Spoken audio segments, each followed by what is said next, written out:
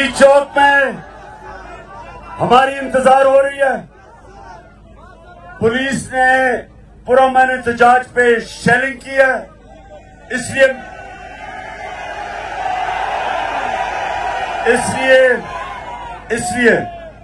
हमने जल्दी वहां पहुंचना है।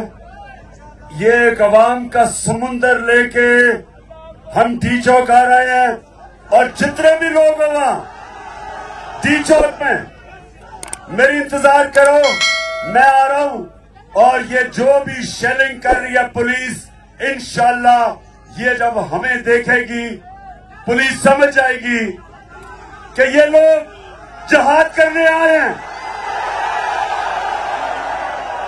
हम सियासत नहीं करने आए, हम जिहाद करने आए हैं। और हम जब तक